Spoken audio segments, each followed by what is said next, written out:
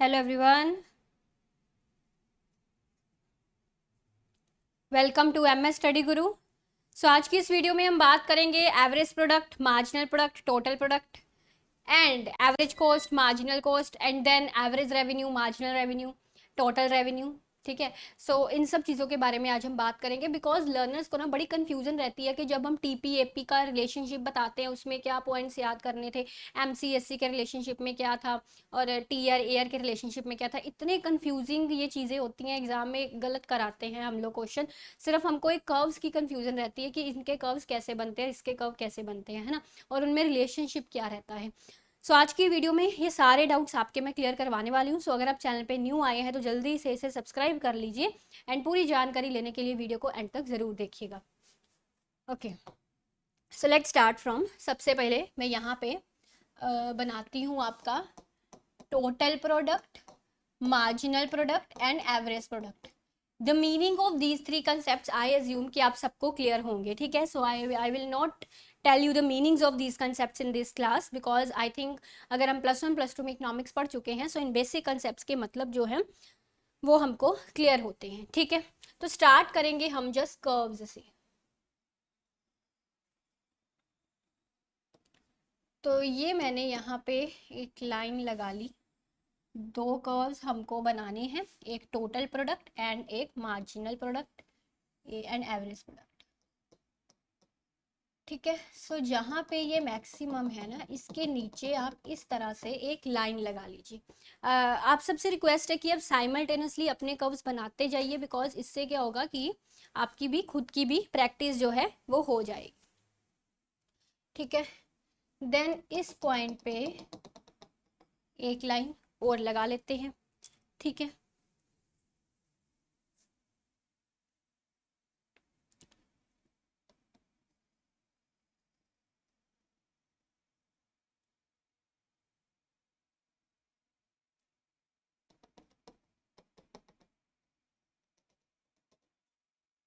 तो यहाँ पर मैंने दो कर्व्स बनाए हैं। The first is AP and the other is MP.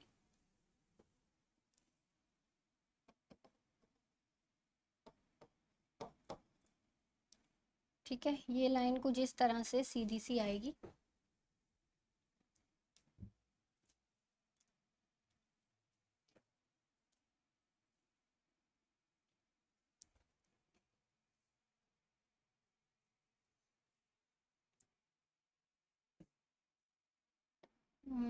This will be maximum at this point.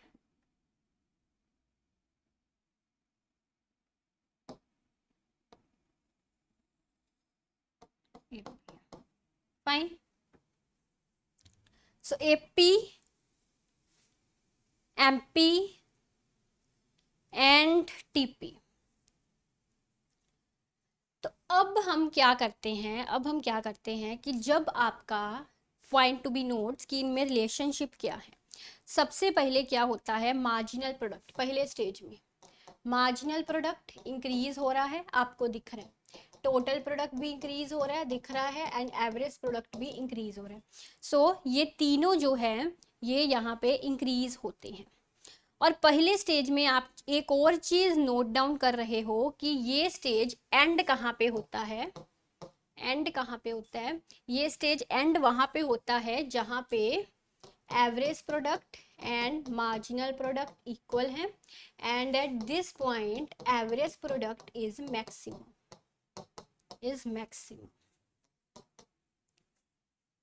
ठीक है। एवरेज प्रोडक्ट मैक्सिमम है और जो आपका एमपी है ये इंक्रीज होके डिक्रीज होना शुरू कर गया है। और थोड़ा सा अगर इसको हम क्लियरली करें बिकॉज बोर्ड पे बनाना और कॉपी पेन पे बनाने पे बड़ा फर्क रहता है ना। थोड़ा सा अगर मैं इसको और क्लियरली करूं it will be like that. यहाँ से hmm, इस तरह से दिस इज एमपी। फाइन हो गया अभी। तो आप देख सकते हैं कि जो हमारा मार्जिनल प्रोडक्ट है वो मैक्सिमम होके डिक्लाइन होना शुरू हो जाता है, बट जो हमारा एवरेज प्रोडक्ट है वो एमपी के बाद डिक्लाइन हो रहा है ना। सो you can write here the second stage. The second stage, तो सेकेंड स्टेज जो है इसकी वहां पे होती है जहां पे एपी एंड एमपी दोनों डिक्लाइन कर रहे हैं, दोनों डिक्लाइन कर रहे हैं। टीपी इंक्रीज हो रहा है बट डिक्रीजिंग रेट पे, यहाँ पे टीपी इंक्रीज हो रहा था इंक्रीजिंग रेट पे, इंक्रीजिंग रेट पे, ठीक है। और ये जो सेकंड स्टेज है ये एंड कहाँ पे होती है, ये एंड तब होती है जब आपका टीपी मैक्सिमम हो जाता है एंड एमपी जीरो बन जाता है। सो you can see TP maximum and MP zero. Fine.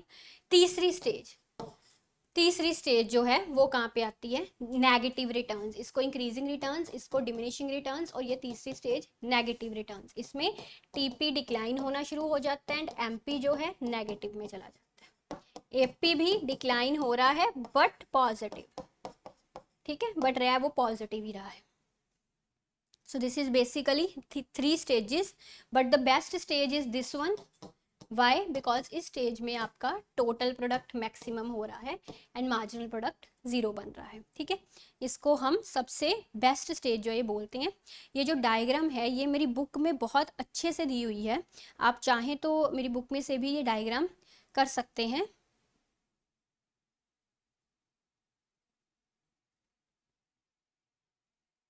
ठीक है, सो you can do it all this concept from my book also.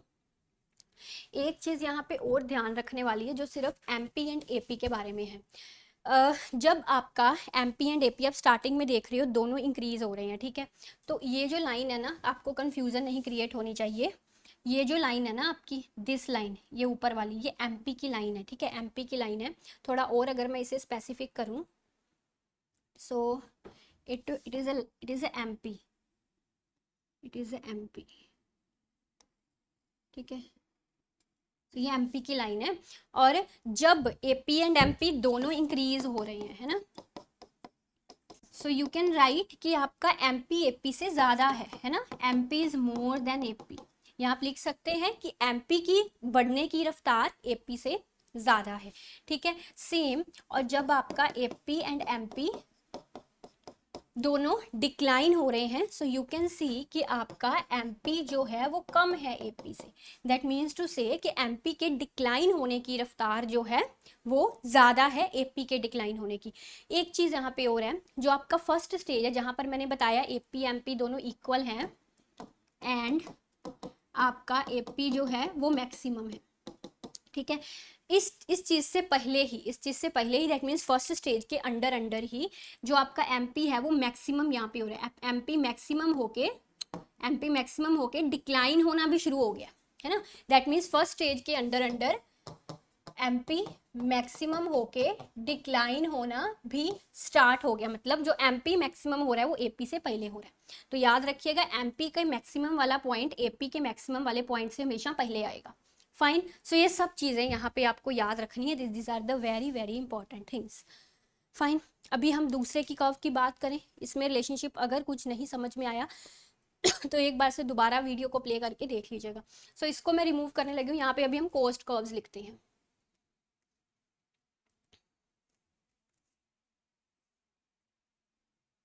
ये रेस क्यों नहीं हो रहा? ओके, सो कोस्ट कर्व्स। अब जो कोस्ट कर्व्स होते हैं ना ये बड़े इजी कोस्ट कर्व्स, हमने जो रिलेशनशिप करना होता है this is basically between the average cost and marginal cost. और ये कर्व्स प्रोडक्ट कर्व्स के बिल्कुल ऑपोजिट बनते हैं। जो हमारे प्रोडक्ट कर्व्स थे वो इस शेप में थे, कॉस्ट कर्व इस शेप में रहते। दैट्स वाई मैं आपको हमेशा बोलती हूँ law of diminishing cost means law of increasing returns, ठीक है। तो इसमें क्या होता है, सबसे पहले हमारी कॉस्ट डिक्लाइन हुई।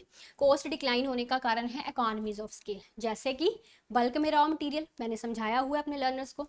सो कॉस्ट इंक्रीज होने का मतलब डिस इकोनॉमीज ऑफ स्केल, जैसे कि transport cost. So cost decline होना मतलब इंक्रीजिंग रिटर्न्स, कॉस्ट बढ़ना that means decreasing returns. Fine. So अब इनमें जो रिलेशनशिप है, सबसे पहले AP and MP, sorry average cost and marginal cost दोनों डिक्लाइन हो रही है दोनों डिक्लाइन हो रहे हैं, that means there is increasing returns, there are economies of scale. तो बट इस केस में जो आपका एमसी है वो कम है एसी से, ठीक है। यू कैन से कि एमसी के गिरने की, कम होने की रफ्तार एसी से ज्यादा है, so that's why MC is below than AC. उसके बाद नेक्स्ट स्टेज आता है जहां पे एसी एंड एमसी दोनों हो जाते हैं equal. So when they become equal, इस पॉइंट पर एसी एंड एमसी इक्वल हैं, इस पॉइंट पे आपका एसी होता है मिनिमम। जैसे कि पिछले वाले कर्व में जब एपी एंड एमपी को हमने इक्वल किया था तो आपका एपी मैक्सिमम होता था, तो यहाँ पे जब एसी एंड एमसी इक्वल होते हैं तो एसी आपका मिनिमम होता है, ठीक है। द थर्ड वन में क्या हो रहा है, एसी एंड एमसी दोनों इंक्रीज हो रहे हैं, that means diminishing returns and diseconomies of scale. तो इस केस में आपका एमसी जो है ये ज़्यादा है एसी से, दैट मीन्स एमसी के बढ़ने की रफ्तार एसी के बढ़ने की रफ्तार से ज़्यादा है। Fine, so this are the relationships between AC and MC curves. अभी हम रेवेन्यू कर्व्स की बात करते हैं, ठीक है, रेवेन्यू कर्व्स की।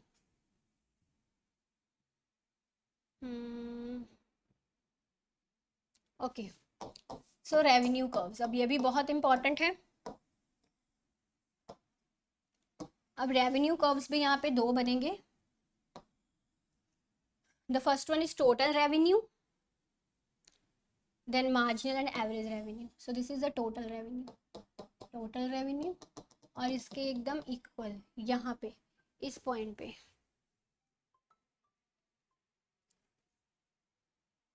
हाँ इस पॉइंट पे मैं मार्जिनल रेवेन्यू को नीचे लेके जाऊँगी एंड इस पॉइंट पे at this point there is a average revenue curve. एक चीज़ दिमाग में रख लीजिए, आप सबको पता है कि हम एवरेज रेवेन्यू को प्राइस के इक्वल रखते हैं, है ना, एवरेज रेवेन्यू को प्राइस के इक्वल रखते हैं। जब भी आप वो निकालते हैं अपना टोटल रेवेन्यू तो हम हमेशा लिखते हैं ना price multiply by quantity, because ये फार्मूला आपको पता है average revenue T R over Q. तो दैट मीन्स टी आर निकालने के लिए मैं एवरेज रेवेन्यू एंड क्वांटिटी को मल्टीप्लाई कर देती हूँ। Average revenue is equal to price, so you can write here the price multiply by quantity, है ना। सो जिस पॉइंट पर और that's why the average revenues were demand का, ठीक है। अब जब हम याद करो, जब हम प्राइस इलास्टिसिटी ऑफ डिमांड वाला चैप्टर करते हैं तो उसमें लीनियर डिमांड का ऊपर हम इलास्टिसिटीज देखते हैं। एज यू नाउ इस पॉइंट पे elasticity of demand equal to 1 होती है, पता है ना आपको, है ना। एंड इसमें वो हम होत करते हैं ना जस्ट ए बी एंड सी, है ना। तो जब हमको इससे किसी नीचे वाले पॉइंट पे इलास्टिसिटी देखनी है तो वो कम आएगी, क्योंकि मान लीजिए अगर मैं यहाँ पे ले लूँ एम एंड एन, अगर मुझे एन पे इलास्टिसिटी देखनी है so it will be like that N C over N A, है ना। तो न्यूमिरेटर जो है वो छोटा हो गया, दैट मीन्स न्यूमिरेटर छोटा है तो हमारी इलास्टिसिटी कम आएगी, that means here elasticity is less than 1, here elasticity is greater than 1। Fine, अब रिलेशनशिप क्या है, रिलेशनशिप देखिए। पहला स्टेज टोटल रेवेन्यू इंक्रीज हो रहा है, एवरेज रेवेन्यू डिक्रीज हो रहा है एंड मार्जिनल रेवेन्यू भी डिक्रीज हो रहा है पहले स्टेज में। तो जब ये डिक्रीज हो रहे हैं हमारा elasticity of demand greater than 1 है, ठीक है। दूसरा स्टेज आया जब आपका टोटल रेवेन्यू मैक्सिमम हो गया, उस केस में मार्जिनल रेवेन्यू 0 बन गया एंड उस केस में आपकी elasticity of demand equal to 1, because हम एवरेज रेवेन्यू या डिमांड कर्व के बिल्कुल सेंटर में हैं।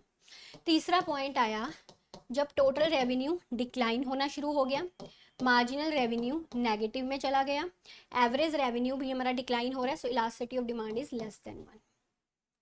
Fine, so this is the relation.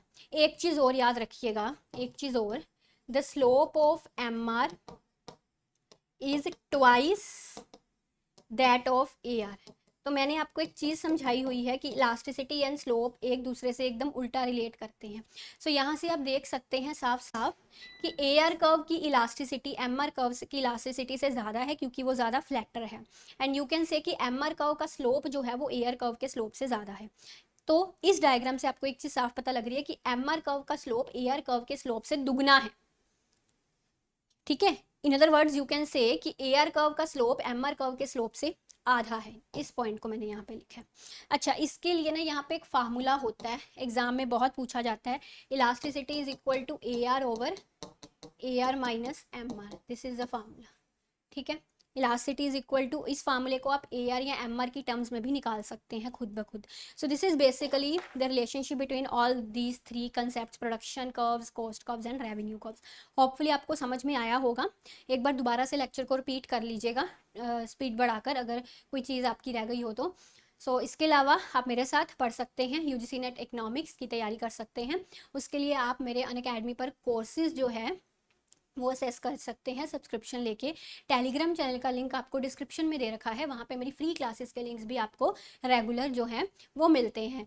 And UGC net economics की मेरी जो बुक है उसका लिंक भी आपको नीचे डिस्क्रिप्शन में दे रखा है. ठीक है जी. वीडियो अगर अच्छी लगी हुई तो प्लीज़ लाइक एंड शेयर ज़रूर कीजिएगा. Thank you very much for watching. Take care. Bye bye.